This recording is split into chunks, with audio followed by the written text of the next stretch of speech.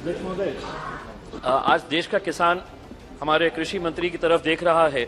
Russia और Ukraine से पिछले साल 2 मिलियन टन ऑफ एमोनिया आया। 10 से 12% फर्टिलाइजर जो है वो रशिया और यूक्रेन से आता है।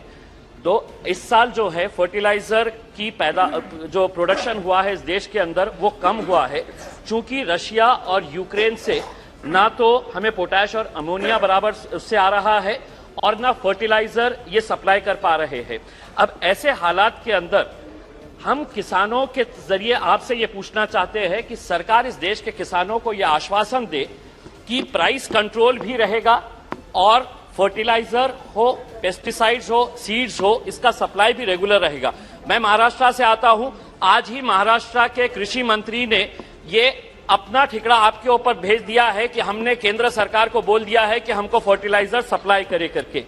हम आपसे ये पूछना चाहते हैं। दूसरा एक अहम मुद्दा ये है सर कि कई सारी कंपनीज ने एक ऐसा कारोबार शुरू किया है किसानों के लिए कि अगर आपको एक फर्टिलाइजर का बैग लेना है तो दूसरा साथ में कोई एक प्रोडक्ट लेना पड़ता है और ये मैंडेटरी कर दिया गया है और बेचारे किसानों को मजबूरन ये लेना पड़ता है। तो इस ताल्लुक से कोई एक कानून लाए, हम ये पता। माननीय अध्यक्ष जी, माननीय सदस्य ने जो चिंता जाहिर की है फर्टिलाइजर के लिए, मैं निश्चित रूप से कह सकता हूं और प्रधानमंत्री माननीय नरेंद्र मोदी जी को मैं धन्यवाद देना चाहता हूं कि जब फर्टिलाइजर की और जिसमें डीएपी और यूरिया की रेट बढ़ रही थी और बढ़कर जो 1200 रुपये का बैग था और उसमें 600 रुपये की सब्सिडी थी, आज उस बैग की रेट लगभग 4000 के आसपास 4200 रुपये की है, लेकिन 2600 रुपये सब्सिडी देकर आज भी किसान को जो उस समय 1200 रुपये का बैग था, आज भी किसान को 1200 रुपये में बैग अवेलेबल करवाया जा रहा है।